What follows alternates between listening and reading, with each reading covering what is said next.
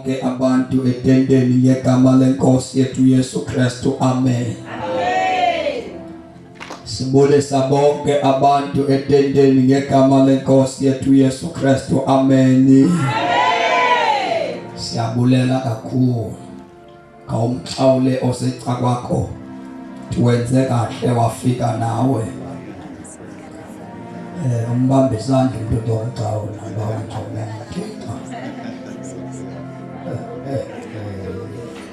Siyabonga kakhulu. Ngisindisiwe ke izono zami zonke. uYesu walenzela inceba, walenza ndaba ngumntwana kaThixo. Ngakho ukusindiswa dingoba Xhingana ifani ekhaya lokuzalwa liselusikisiki. Ndizalwa phaya, ndakhile phaya, ndafumana inkosikazi phaya. Yonke into yami phaya.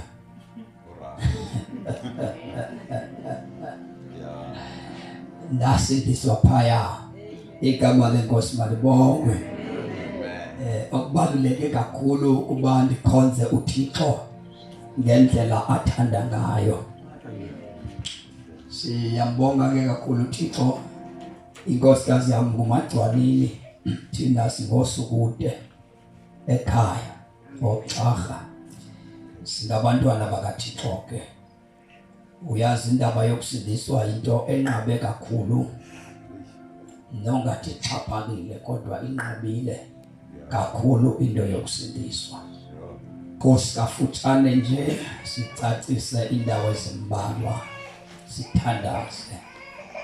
Incwadi yamaRoma chapter 3 verse 21, 22, 23, 24, 25. Incwadi yabaseGalati chapter 3 verse 24 no 25. Sizawufunda sikhawuleze sithandaze ngegama lenkosi. Siyambonga uThixo mfundisi uDlamini.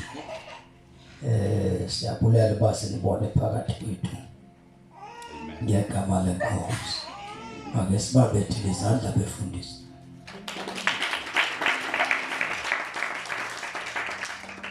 Zimbalwa ezizandla asinamandla.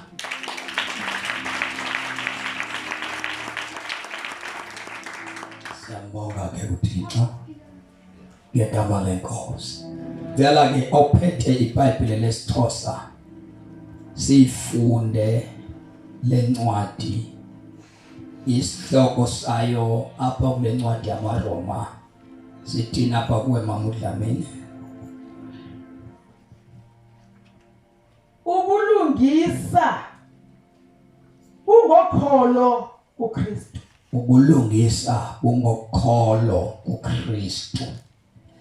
Baba wethu othandekayo, liyaphila ilizwi lakho, liyasebenza ilizwi lakho, libukhali ilizwi lakho ngaphezu kwekhele elihlangothi mbili. Lephula imithi yebisedare, liqhekeza amadwala. Lona Nkosi liyahlaba lehlule phakathi komongo. Baba wethu ongcwele lihlula incinga nencingane. Baba wethu ongcwele ngoba uthi uDavide lisisibani senyawo zomuntu ilizwi lakho Thixo. Walithuma esihogweni ukuze lihlangule imiphefumulo yabaninzi.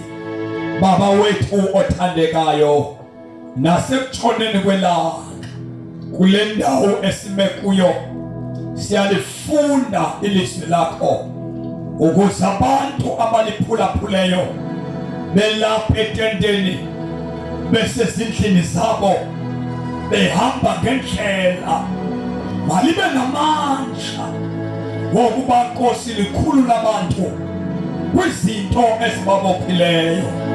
Baba wethu onamandla sidedela amandla athi umbhali liyakhathwa ngawo Thixo wethu onamandla ukuba ulingqinele ngalo mandla khanyise ezinhliziyweni zethu sikuqonde ukuthanda kwakho soyiswe ngamandla alo Baba wethu ongcwele ithi imimoya yonke ekhohlakeleyo nefuna abantu bangazi bawo igcwele siyibopha inyawo nezandla logama lishunyayelwa sikhulula ababotshiweyo ngalo kaloku ilizwi lakho siyabonga sithe Nkosi mhlekazi thatha indawo ezithweni zonke ngegama lenkosi yethu Yesu Kristu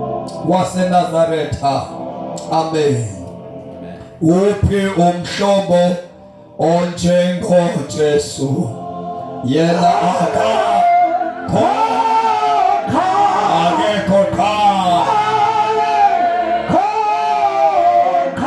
uphi umhlobo yena Yena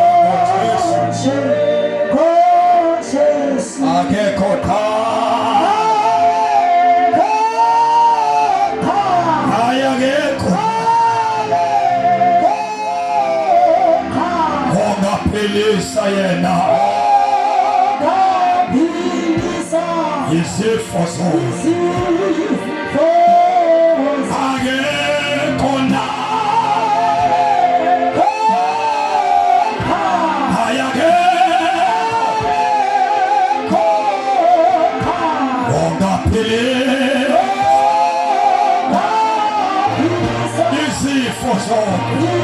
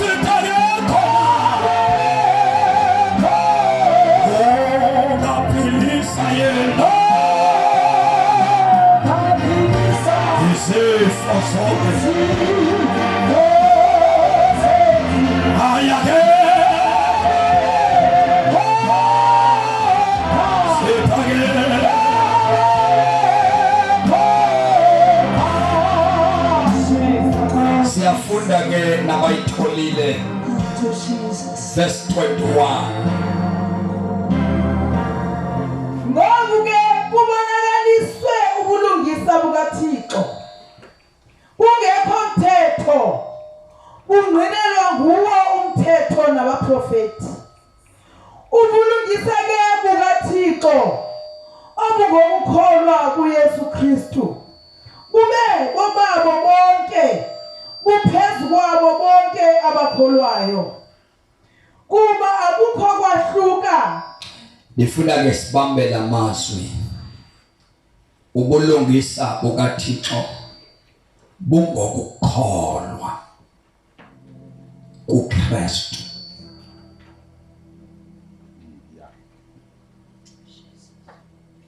ubulungisa obufunwa nguThixo bungokukholwa kuKristu uverse 21 uthi ngoku ke indlela uThixo abalungisa ngayo abantu ibonakalisiwe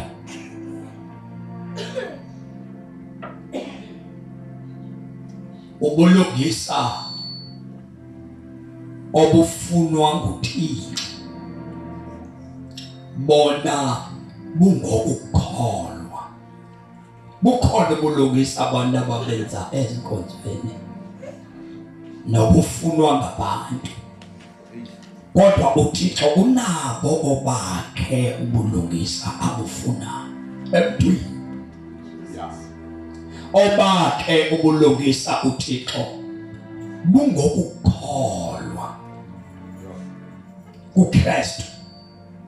Xa umuntu kuthiwa uzabalilungisa, akaqale ahambe inkonzo, enze zonke izinto ecaweni esifunwayo, kube sekuthiwa ke lo muntu ulilungisa. Lithi iBhayibhile umuntu kuzabe lilungisa kufuneke akholwe kuKristu. Eligama lithi ukholo ke litho ukukholosa ngezinto ezingabonakaliyo, esiphenjwe ngabantu kodwa bengasiboni. Zikhona izinto ezihambe zangenelela kwindaba yabantu abathi basindisiwe. uSathane waveza abantu ekuthiwa ngabaprofeti kakhulu, amabandla onke agcwala ngabaprofeti. Aba bantu bafakelela izinto esaphunyuka kuzo before uYesu afike. After uYesu efike, ezi zinto zenziwa ngabantu namhlanje sasizenza engekafiki uYesu. Wafika ke uYesu, saphunyuka kwizinto zokukholelwa uba sizawucethwa zizinto eziphathekayo. Sakhululwa livangeli elinamandla, ngoba ivangeli elinamandla likokukholwa. Xa kuthethwa ngokholo kuthethwa ngoba uphila ngaphandle kwento ephathekayo, uphila ngento ongayiboniyo. Saxolelwa izono, sihlanjwa ligazi esingaliboniyo, salikholwa, saphunyuka emandleni esono, siphunyulwa ligazi esingalibona, silikholwa. Sabekwa izandla sigula, sakholwa ukuba siphilile, saphila, singanikwanga nto. Sasiya amanzi abathandazeli esasibahamba ngelo xesha, kufika into engabonakaliyo, kusunyayela uYesu ongeke umbone, kufuneka umkholwe. Sabekwa izandla egameni lakhe, singambona, saphila, sabuya emakhaya, salahla amanzi ayesiyekile, sawachitha, senaliswa into esingayiboniyo, singenwe nguYesu esingambonanga, salahla iimpanda zabathandazeli, sakhulula iintambo esasinazo, salahla amakhandlela esasikholwa kuwo. Ufika ivangeli lamandla, ngoba ivangeli likokholwa.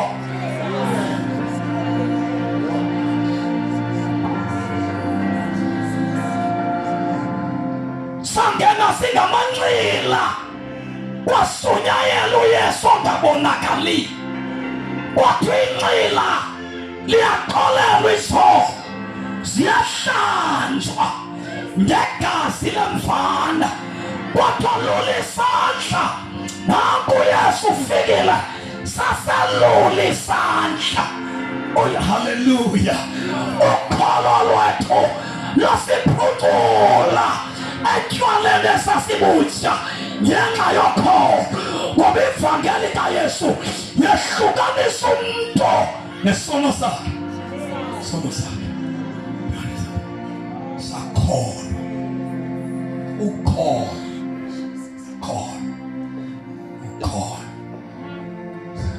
kukukholosa. Funda sisane chapter 11 amaHebrew verse 1, khawuleza. Okholwayo uyindodana, uphila kusa. Yes. abantu bayayihamba inkonzo every day kodwa babenawo amandla ngoba into eshunyayelwa namhlanje idiniwe. Andithi abantu bangena evangelini bayenza ivangeli yangathi yinto yokwenza imali. Necawe zenu ziya fundraiser. Asakhuluma ngoNkulunkulu, sikhuluma ngemali every day. Asinalo ixesha loyiswi. Cawe zenu. Cawe zenu. Mabandleni kwenyuka abantu bokukhathalela umfundisi. Ube imoto yakhe yaguga noba igugina. Abo bantu bathembakele ukwenza uba incebo kaThixo mayibenhle. Ngoba namsebenzi nathi zizigqila zonke.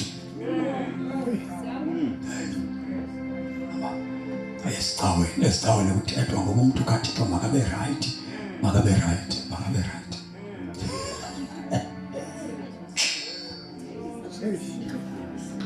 Yiyo nalento ba xa ufika imvuselelo amadela amakhulu ngeke akwazi ukukhulula amahamenti awo ngoba inkampani yawo aphangela kubo.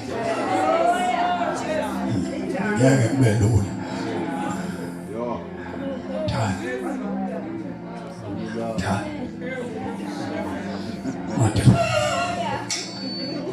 Hey, David. Now, sifuna ukuqhaqa salvation.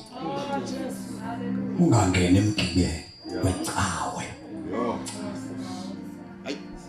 Abantu abaphuma ezicaweni kwakuthiwa sisindiswanga bangena kwicawe kuthiwa sisindisiwe. Icawe kuthiwa senziwa abantu abafumana freedom bamkhonza kakhulu uThixo. Bamkhonza kakubi kwezi sithi sindisiwe ngoba nazo ziyalwa. Yini esibisayo? Imali. Akekho umuntu oshumayela ivangeli lenyani. Ukhona. Yabona uba ngaba usayithanda icawe yakho. Khona ngoku 2020 akubonisileyo ivalwa wagula wangcwaba abantu bakho icawe ibaleka nayo. Uyoba umathile. Umathile. Bangaba wena senebhongo lecawe le kuthiwe ivaliwe wagulelwa ngabantu wangcwaba abantu icawe ibalekile ivaliwe ubusenebhongo la usidenge. Haleluya. Ine bangaba wena usenengxaki yobumfundisi wami funeka lo bekubalekile. Wakubona asalisa nje uba mna ndikhathalelanga wena ndikhathalele imali yakho.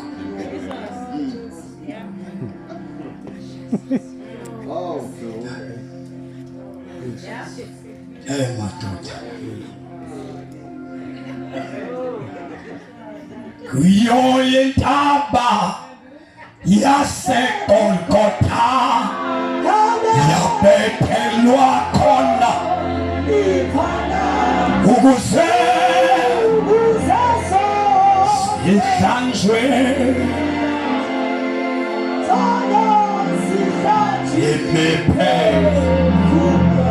lalela ke Satanás ivangeli ke ayikho kwamba cha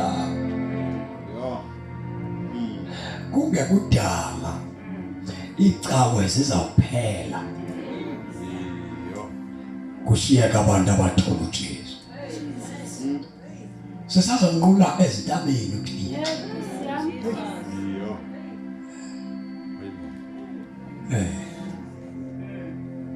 inono phele wena inono phele uyeka into ekubizileyo inono phele icawe ukholo ukukholosa you understand us ukholo kuqiniseka uyazi kusindiswa into ukholo kuqiniseka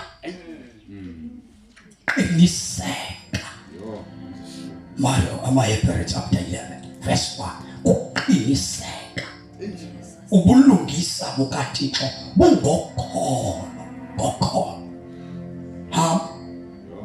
ukholo kuqiniseka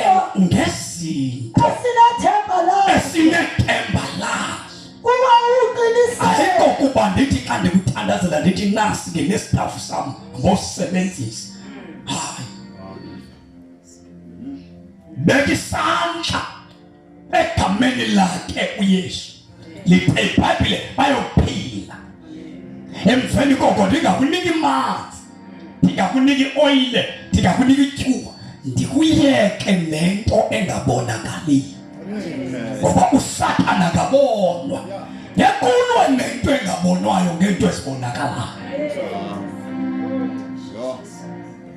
na uSathana ke wahamba phakathi kwamabandla asindisiweyo wafeza abantu ekuthiwa ngabaprofeti ababhuli abantu ababhula abanye abantu bawena ubulawa ngobani abahlalela abantu bawena nento ethile yafika icorona abaprofeti bagcwele amabandla abayibona icorona ngoba abawaboni namanyala phakathi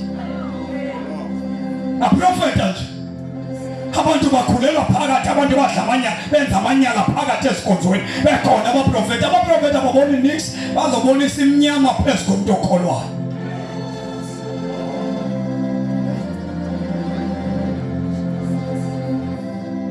naho siyamthandaza ngifuna ubuyele evesini yakho Amaroma chapter 3 verse 21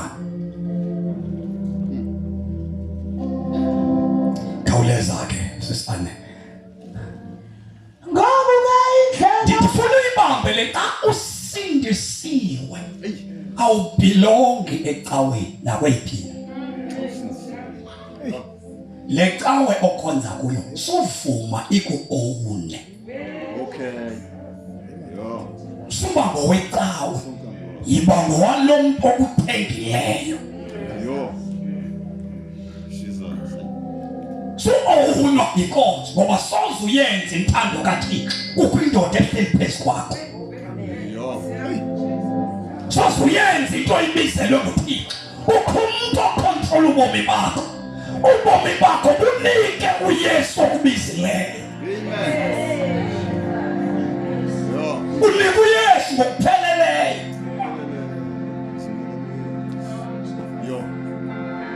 ngoba ngeke ukwazi ukwenza intando kaThixo kukho umuntu omoyikayo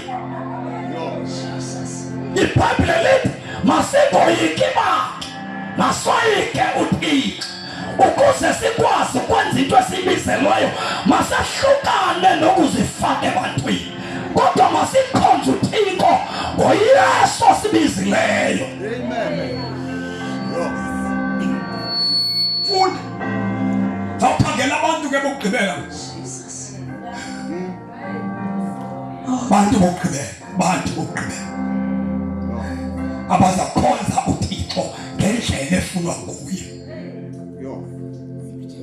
funda khawuleza ngoba indlela uThixo abalungisa ngayo indlela uThixo alungisa ngayo abantu ibonakalisiwe akusona yomthetho akusona yomthetho fundane kapheke ayingqinelwa iyangqinelwa ngumthetho bavuma uSathana kulinge manje izandla ze turn fire kuye manje uSathana bayingqinelwa ngumthetho yangqinelwa ki ake nithi izandla ze funda le verse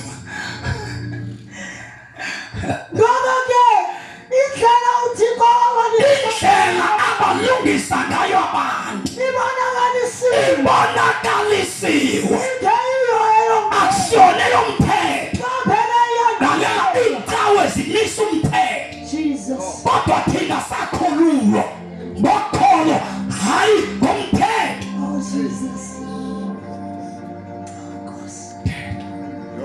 yabona mhlawumbe asindiswa ekhaya khona icawe yasekhaya wonke umzi unecawe yakho wawo nami ndazalwa ecaweni ndasindiswa ndisecaweni yasekhaya lafika ivangeli ndisecaweni yasekhaya ndingayihambi kodwa ndinalo igama nami ndiyaphehlelelwa ecaweni yasekhaya Ndazalwa ngabantu mina ababeshumayela beyihlanganiselana yabantu.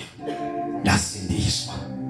Ngale mini yokugqibela futhi bezohamba dlamini kosokusa bandizama. Bemuka. Yafika ivangeli kum. Ndasiyeka mina. Ndasiwa ndingena abantu. Ndinikwe uYesu okhulula abantu.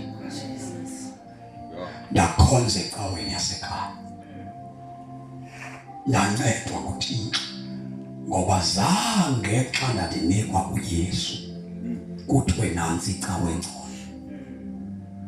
Nam xa ndishumayeza umuntu akekho umuntu endimkhombisa icawe. Ndimxelela umuntu ngoYesu. Ndimxelela inyani uyithatha ungayithathi. Uthi uyithathile ndingakhombi ibandla ngoba ndithunywa ngalo. Ngoba abantu abananyanga. Le nto ndiyo ngeke uyifumane komnye umuntu, uzoyithola kum kuphela. Ngimshiye umuntu noThixo, ndimazise umuntu uThixo endithunywe uba ndazise uThixo yena. Ndihambe ngoba le nto ndikunika yona ndanikwa yona. Ndazama khona. Yandikhupha ke ecaweni yasekhaya. Ndajoyina enye icawa. Ndafika phakathi kuloo cawe ndashumayela ndakhonziswa yiyo. Icawe xa usetyenzwa iyakubanga icingela ubungowane. Ndandiyibona icawa uba le mandizungena kwidyokwe yokuba likhoboka lenkonzo. Kukho indoda eyafa eGolgotha ukuze ndibe yile ndoda iyo. Yaphetha nam ndisesikolweni yandithuma bandiye ebantwini bakaThixo. Xa ndandihleli esikolweni bawudlamini ndabona imvaba ngemvaba endithunywa kuzo. Ndabona uba nale iyandiphazamisa ndaphuma ndajoyina. Nayo icawe noba yiphi noba ilunge kangakanani icawe inomoya inespiriti sayo. Naxa usindisiwe funeke ulwe umoya wabantu okhonza nawo ngoba uyingozi ukubulala into oyifumeneyo.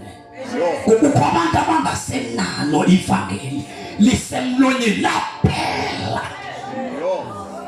Ngoba ivangeli lilo elihlanganisa okhonza phaya nokhonza phaya nokhonza phaya. Ivangeli liyabadibanisa abantu kodwa icawa iyabehlula.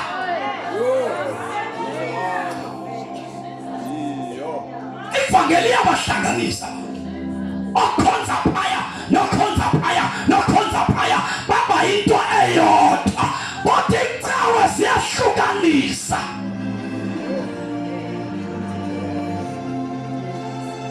Yilo le nto baningadwalapha nibe liqela linamisindisiweyo kodwa kube useless ukusindiswa kwenu ngoba andifane ninodwa nehlulwa zinkonzo. Icawe kukho indoda esamthetho phezu kwakho ngoba inexhala lokuhamba kwakho nesisumi sakho. Nawe namanyala ukuthumelela indoda isisumi sakho kodwa ingakuniki igospel.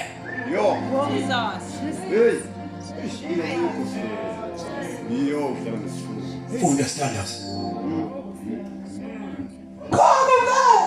Indlela uThixo abalungisa ngayo abantu. Kufundele yakho mamudla ngifuna uthandaza.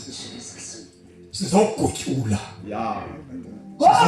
Sizosusa inkwethu. Kwethu. Ngobuke. Ikwethu. Esebantwini. Uyazi inkwethu la ingene umfefetha noba kuvakalile. Ndinqena ukuhamba kule cawe yami nabo uvana.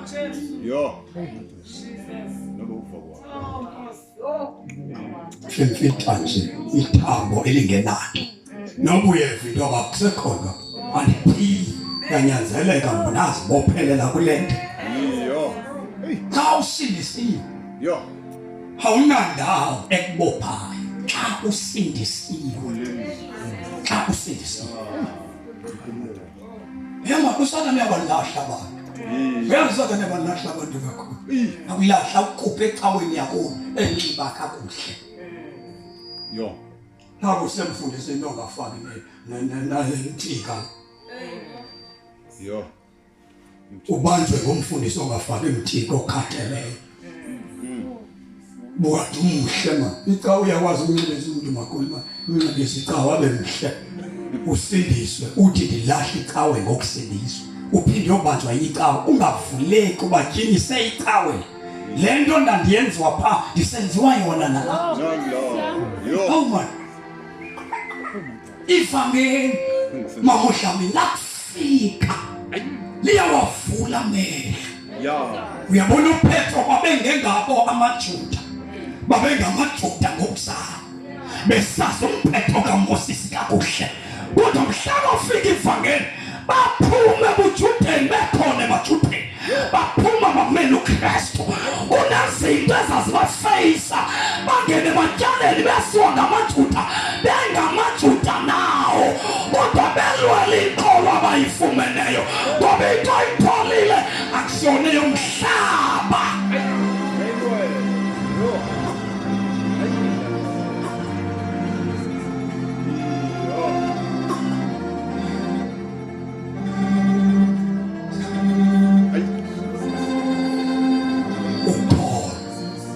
Ndiyathi ngokwangeka ndiyathi ngokhona yo hlukanisa umuntu nesono limdibanise noThixo limenza afuna abanye abantu soze uThixo asimamele soze uThixo asimamele siyinhlaka yahlukene singakholwa nje andithi umfundisi umuntu omazi kakuhle balikolo kuluhamba naye uthi ngumoya kaThixo lo ayinguwo owecawe owecawe uthando ohamba naye lihlale lihlebana uthakatha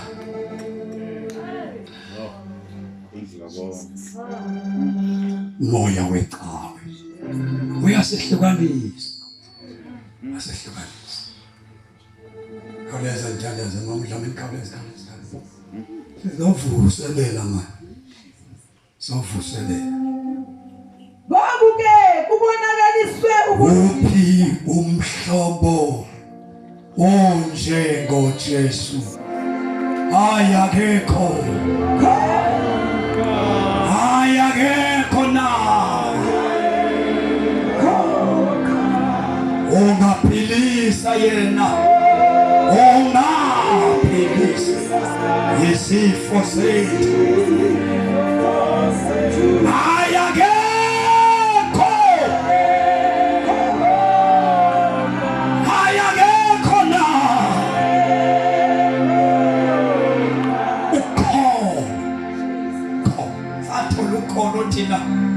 bahlamile elinzima yabona abantu babuza abantu kutheni lento etendeni unganikelwayo ngoba itende baqhela bazenza imali sihamba kantoni umani ushumayela uKristu umkhona ngoba isenza sithethe upoqo singacenga ngoba sawulamba nesilambise amagqaba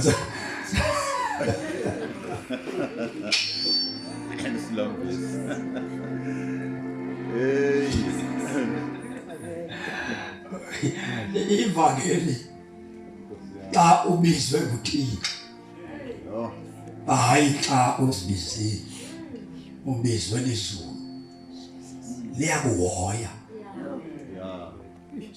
once uphile ibungcwele wehlukaniswe nezono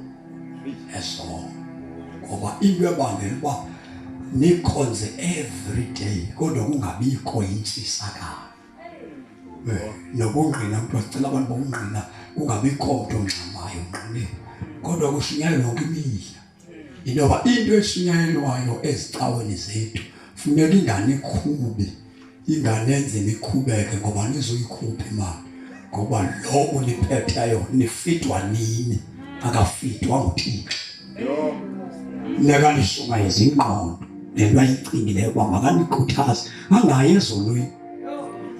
Ngayi ezulwini ngoba ezulwini nizaqhubeka. Ningabona usikezwa uYesu osikelela abantu epha umuntu imoto.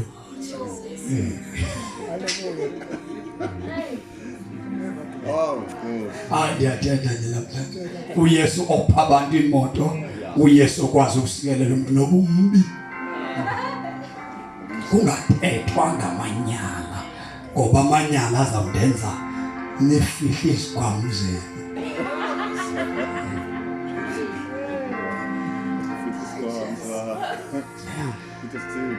Nonwabe nanzi nomoya ingcwele akekho ezicaweni ngoba izwi lelengqondo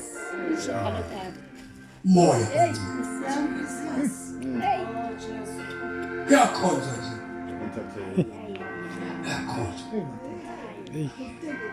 nophethe inkonzo funeka ahambe ngomgca lo sunaleba iphepha lithi umoya ingcwele sozakwazi ukwehla ngoba ushunyayelwa into yengqondo efuneka ndinganikhubi ngoba ndikhuba nina anezikwazi ukwenza kakuhle emnikelweni.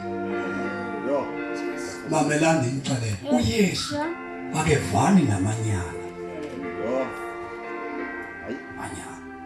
Xa uphila intando kaThixo waphulukana nezono. Yasindiswa nhluphekile ntwemzi nohluphekileyo.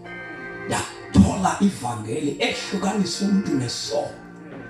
Ivangeli sikhupha umuntu emanyaleni. Daphila intando kaThixo. Uyayazi ivangeli madoda. Xa uliphila kakuhle liyakondla. Liyakondla. Lapho esikolweni nasisikolo zange ngiyophange. Yashumayela intando kaThixo. uYesu okhupha umuntu esonweni.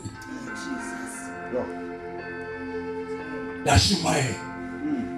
Wathi uThixo malihambe lonke ilizwe. Ndimisa itende zami ndingayithathi imali ebantwini. Ndibanike izwi bazi. Ngoba amabandla akhiwa within 2 weeks. Kuthiwa kwakhiwa vuselela ifika ibeni ifike esibini uyahamba. Xa ehamba uthi kwaba baqala ukusindiswa athi anyule ikomiti sokugcina imali sokumondla. Yiyo lento abamandla akazinto. Ngoba abantu abakwinitaship ngabantu bebezala izolo bafika izolo bebengekazinto kwayilo Yesu akacacanga kwakubo babe sebethoba ngamalungu ebandla. Paulo uhamba kamanga yiyo nalento bethukayo xa eboyikisa babuya ukuqalekisa uThixo bathingele baba uqalekisa kodwa uYesu sekho andithi abazinto. Makuthethwa ngobulungisa bukaThixo bacingele uba xa benikela bazoba ngamalungisa.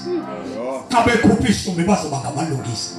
Xa behoya umfundisi bangamalungisa. Abakwazi ukuhoya nabebodwa noba omnye ulambile ziloku umfundisi ehluthi. Bakwazi bona unceda. Ngoba benziwe amathoboka. Kumenze bangomsubezi.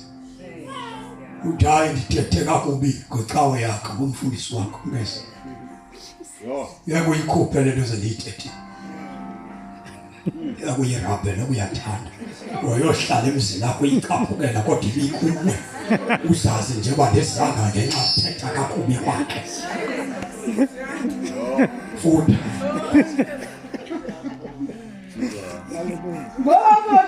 Usemnyango wezulu.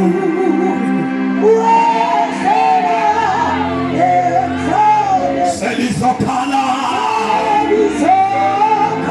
Itino. Simhlangabele. Funda ke sisandele mamudlamini thawuleza funda ndifuna ukuthi ithandaza. Wakuke kubonakaliswe ubulungisa. Kubonakalisiwe ubulungisa bukaThixo. Kungekho mthetho. Ayingomphetho. Siphuncukile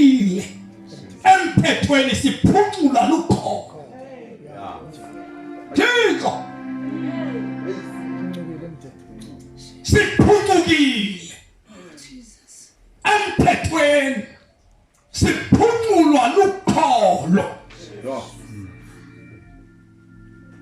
lento yokuba kube khona umuntu othi suya ngapha saphuma kulonto sikhutshwa lukholo sinomuntu othetha kuthi ngaphakathi osasisa indawo elungileyo asinambingeleli wenyawo sinombingeleli womoya uKristu sikhululwe akubethelweni umphetho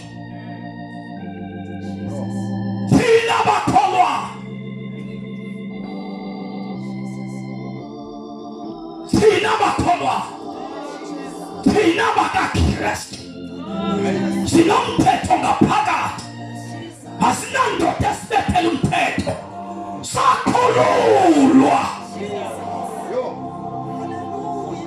yolento selekha singawenza amanyala sinomphetho sekhaya ungaphakathi icawa inamandla wakwenza umuntu abengcwele kodwa uKristu unamandla noma uSathane ethanda engathandi uKristu nawo amandla wokudwalisa umuntu wakhe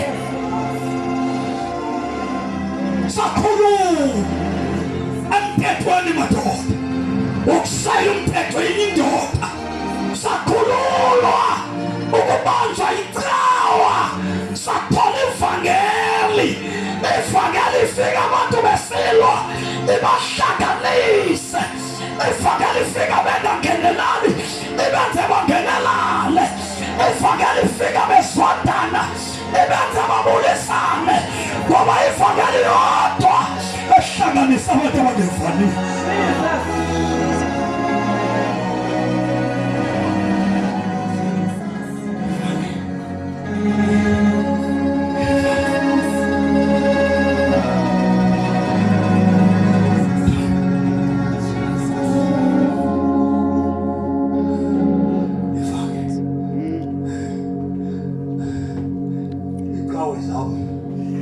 benithi ngiyabe ndikuzo zingavuma losimali wena sithi umuntu walenkonzo akalunganga kwezinye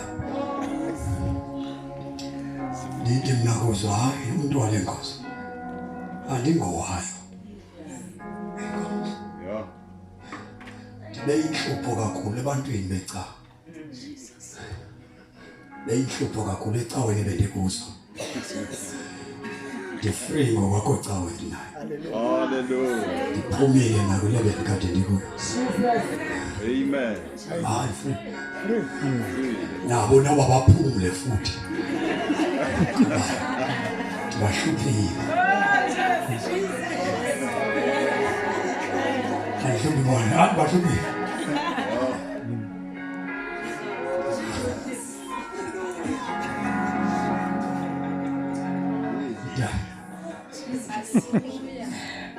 bendiyinhlupho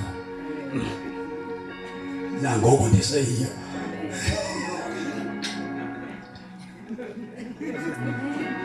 xa ndifikile noba abantu bebengakhonzi bayakhonza bakhonziswe iziqhawe zabo kwenze bawufikile umuntu ongasiphazamisi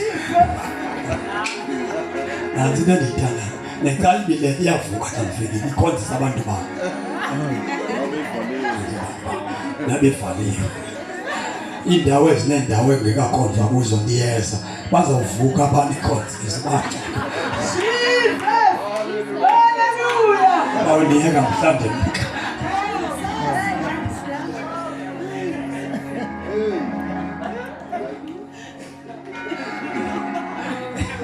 yazivusa ezilele zivuka zime ngenyawo zigade amahametazi sengiyakholwa futhi ngiyatsho impilo yami ayisosifane la usakhululwa ke emthethweni Lucado ngokuhle. Daludlameni yabanceda abantu kakhulu. Nendo dimini vili yakhuthala nomfana.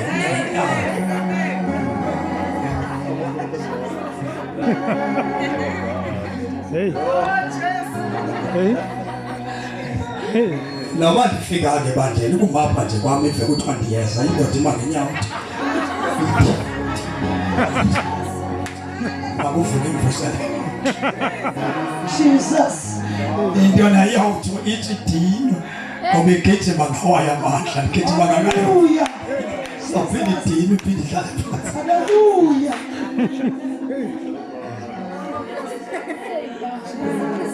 Understand? Izaphinda dino. Ngoba yona yenza ngawaya amandla, mina ndenza ngakaNkulunkulu. Yona ayisukuma nje bizama ukuvimba. Izawubethi khathana idala.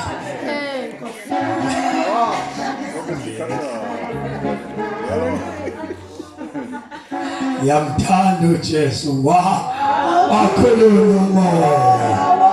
Yamthanda uYesu yena Khuluma umoya wami umoya wami yena khawuleza ke sisanele khawuleza.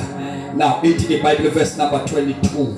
Now indlela yokukholo yokuba lilungisa ayixhomekekanga ukuthi kwenzane ecaweni yakho, ixhomekeke ekholweni lwakho.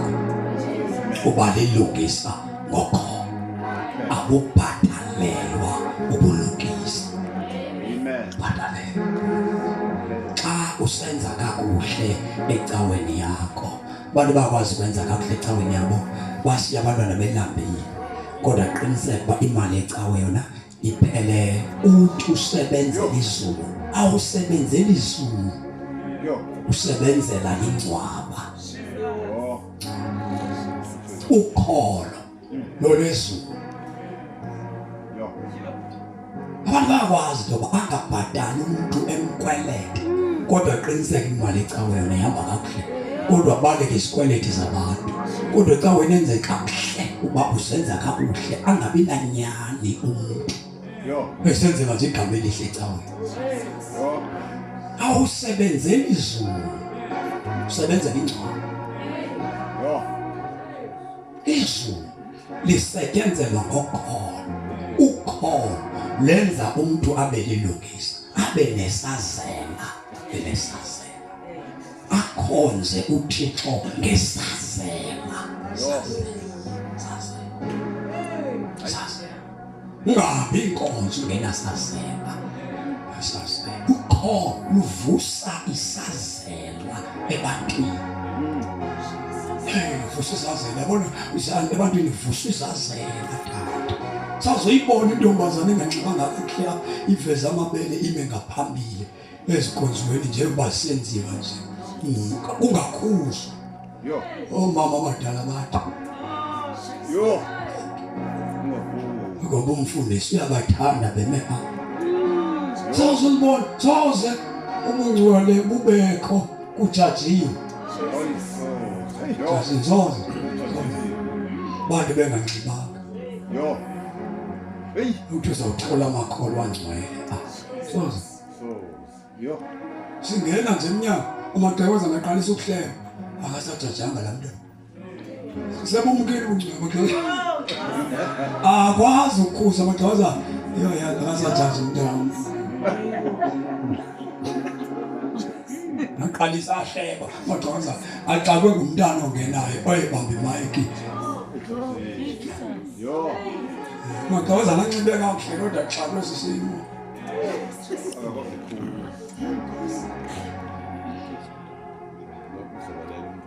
Ukholo xa lufikile, ukholo luphuncula umuntu esonweni. Luyamphungula, aphuncuke umuntu emantsheni obumnyama. Xa uthetha kuthethwa ngokusindiswa akuthethwa ngecawe ethile njengoba sekungathi ngokwicawe esinsiweyo zingamaqembu ngamaqembu yini le nto ukuthi nisindisiwe kodwa nibe nje uma umuntu esindisiwe wophulukiswa nezono xa nihlukaniswe nezono niba nomoya oqinile uyabona amagqirha ayazana ayafunana amagqirha ahambelana inhlombe amagqirha gqirha linye yini nina nibe nevangeli ezininzi kangaka nehlukaniswe ngobani yini lebangeli babo hlukana ngoba ivangeli le asisayenzi lento befamba kwenziwayo thina sesisenza ivangeli for abantu babe besivangeli laba njengoba nimisele tendency kuthi kanti yabo ndakho inkampani yami nomkhamba inkampani yami nomkhamba elibandla lizawulizala apha lelami lizawungena kumishumi zonke lisidle nomkhamba emveni koko ndiniqhayisele uba ndinamatyala mna ndizawathatha amatyala ngoba niyisisa kum imali yenu amatyala mna uThixo uzawuyisikelela izandini isikelele nina ndiyikuye ndithatha le yenu ileleyo uba uThixo uyasikelela makaqale ngawo ndingekayicelile ndisuke ndiphendile nani hluphekile inani ngoku thina senza inkampani mamela ndizawushimaya ndiyamhlaba xa usindiswa ndifuna kuphuma inkwethu uba nabo aba befundisi sebekhona namhlanje bezenzanga benziwe nini benziwe nini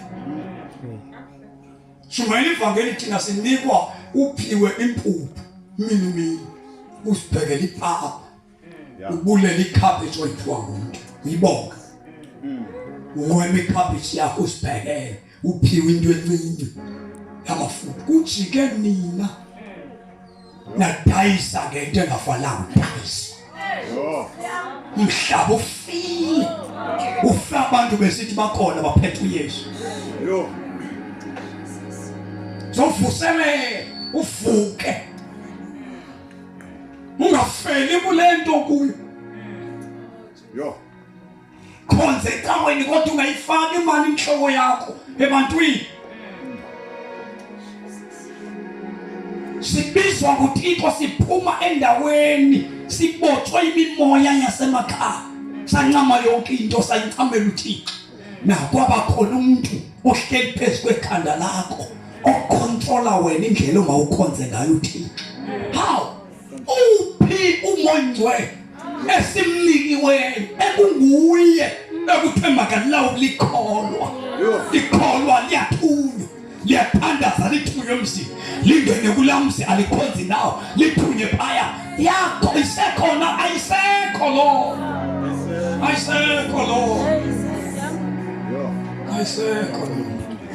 ithunywa ngabefundisi ngamene khangela amahamenteni ifundele ntanazi siyathandaza uYesu yabona uYesu uba ubambe yena awuthakatheki kodwa ngama amandla akho asecaweni hayi zothakatheka yiyo le nto nasezitaweni ezithi basindisiwe babona namagqirha ngoba senziwe bona namagqirha bazobe isitulo sikabani ubani akadlala nithi nisindiswe nonke niyalumkela ngoba niyaqonda kakhulu sisindiswe le nto yasecaweni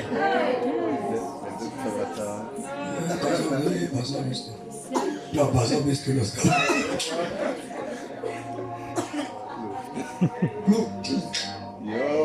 akuthethwa ngoYesu kuthethwa ngento ethi yakufika kothakathayo imambe akhophe impundulo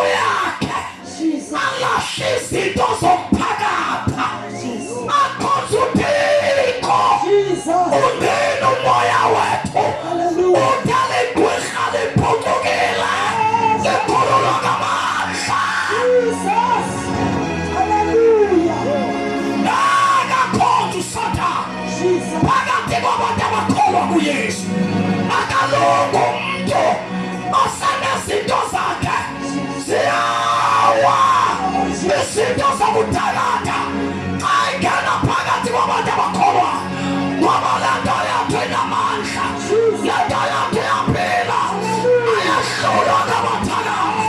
Jesus. Hallelujah. Oh, Jesus. Yazi ba kuphuma abantu mamjobeni kwicawe esizwe ayobasangoma.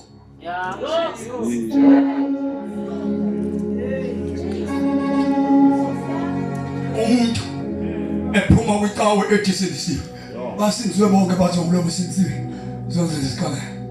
Angene umuntu esangoma ba. Aguquke esangoma. Ahlaliwe imoya wentwaso bekhonza nawo. Bamplane bamthini.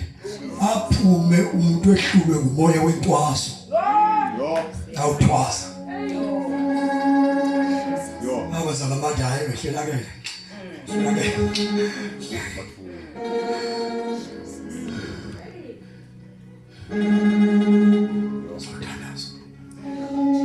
Khuluma ngento ehlule imimoya.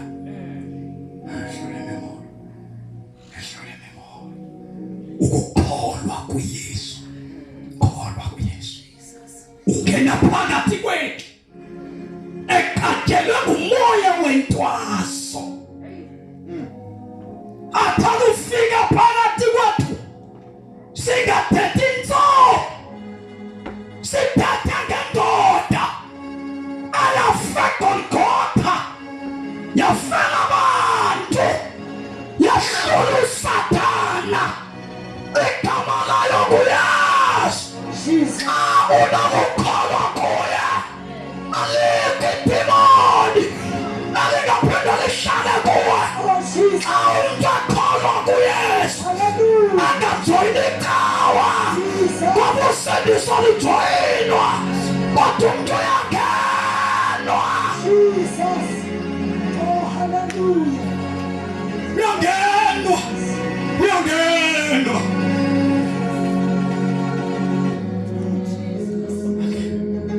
Icawa uyajoyina wena. Kodwa uyangena umuntu.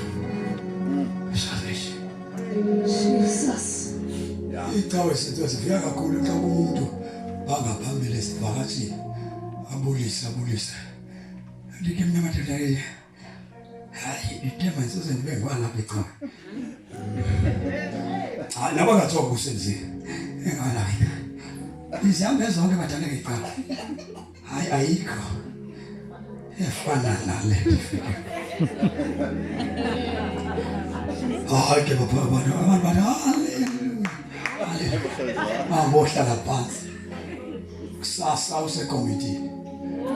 Khange asindiswe. Ndona yajoyi. Icawa yabuya. Hallelujah. Hallelujah.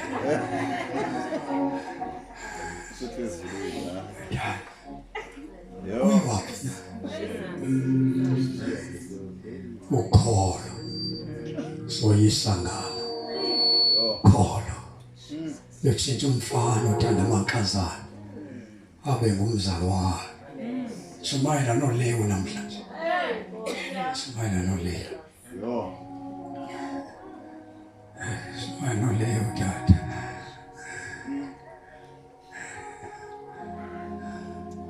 Kodwa uthetha kakubi. Xa uthetha ngesono. Xa uthetha kakubi. Abantu bandithetha kanje nje ndiniqondisile ngoba mina nikholwa kuba nitwa nizawusikelela. Nisifa kodwa nisikelela nisifa. Sikelela kanjani usiye esikhweni? Yonwabela kanjani yona lo nsikelelo usekufeni. Ufika kwesalvation. Hlukanisa umuntu nesono. Amandla kaThixo. Verse 22 ane khawuleza. Yona ukukholwa nokuzinikela kuYesu Kristu. Abantu ufune indlela elungisa uThixo abalungisa ngayo. Funeka abantu bakholwe. Imfundiso evela kuSathana. Le ethethwa ngabashumayeli namhlanje. Athi umfundisi wakho kholwa kuye. Ukholwe na kuYehova usibe nempumelelo. Yena umendaweni kaYesu. Kholwani kuba prophet. Uthi umprofeti ufuna nimkholo. nikholwe noYehova yena ume kwesasihlalo Yesu lo mfundisi ivele emademoni iSusu Kristu okhulula abantu ezolweni ngoba umuntu okholwa kumprofeti wakhe akaphulukani namanyala akhe ngoba umprofeti akanamandla wokuhlangula ubomi bomuntu ngenxa amaSirayeli kwakuthiwa makakholwe kubaprofeti ngenxa amaSirayeli hayi wena nami amaSirayeli uThixo wasebenzisa uMoses wayethetha nomuntu omunye uThixo entabeni ibandla lisale emva la muntu osuka phaya kufuneka bamkholwe into ayithethayo ngoba nguye ovela pha xa ebuya ebaxhelele kufuneka bakholwe lanto yokuba lento ayithetha uyinikwe nyani nguThixo uba abayikholwa bazophumelela ngoba uye ovela pha kodwa xa ufunda incwadi yamaHebrew 1 verse 1 ngexesha uThixo wathetha kudala ngaba abaprofeti nakoba umkhulu kodwa kule mihla yethu uthetha ngendodana yakhe ngonyana wakhe iBhayibheli lithi xa uYesu ebethelwa eGolgotha kwakukhona ikhuselo elalibenza ibandla libe ngapha uThixo bengapha kwekhuselo umbingelela ngene yena yedwa ngapha ibandla aliphethelele alichelele uxolo ngapha ibandla kufanele lingamboni uThixo ngenxa yesono zalo kodwa akufa uYesu Ncwadi yamaHebrew 10 verse 19 ithi thina sifulela indlela entsha ukuze lowo nalowo aziyele Jesus. Nayiphi into ethi xa ndime ngaphambi kwebandla ndithi kunikholwani kum ndivela kuSathane ngoba kekho funeka kholwe omnye funeka kukholwe uYesu xa umuntu ame ngaphambili makathi kulo ibandla masimkholweni uYesu ngoba kukholwa yena lithi iBhayibhile nansi indlela benza ngayo amalungisi verse 22 ane yona kukukholwa nokuzinikela Jesus.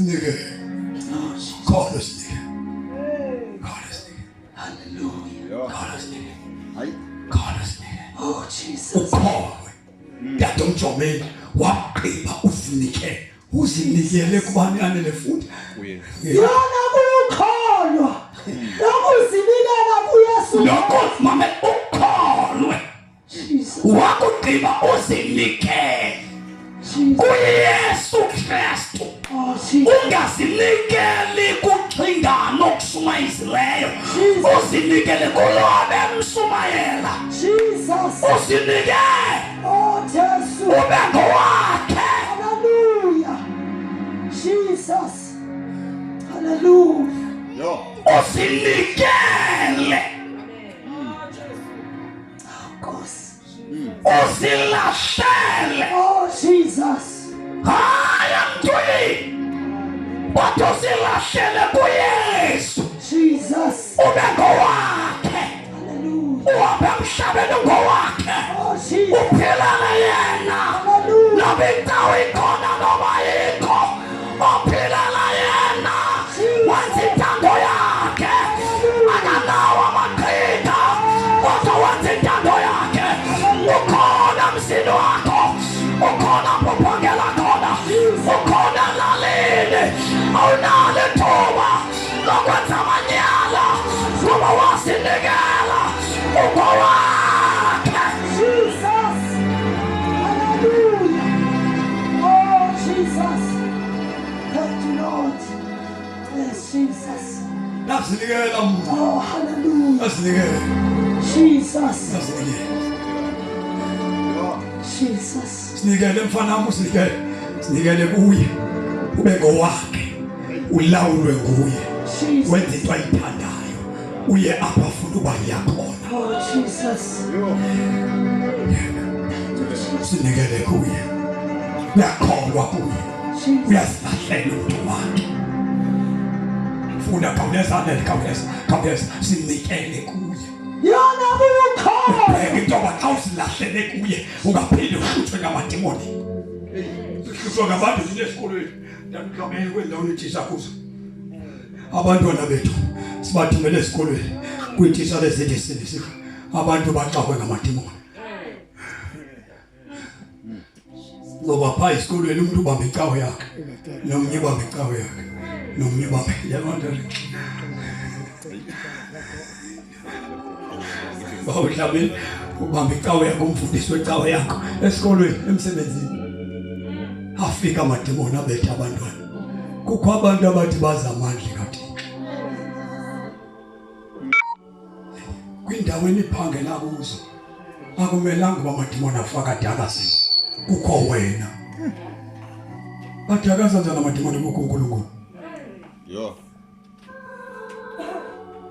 Sizinikele kubani makho. Sinikele kuye noma kuthiwa kunengxaki amadimoni akuhluphayo wenzekane ebomini bakho xa usinikele kuYesu. Ekhaya yayingumzi onamathwasa onamagqirha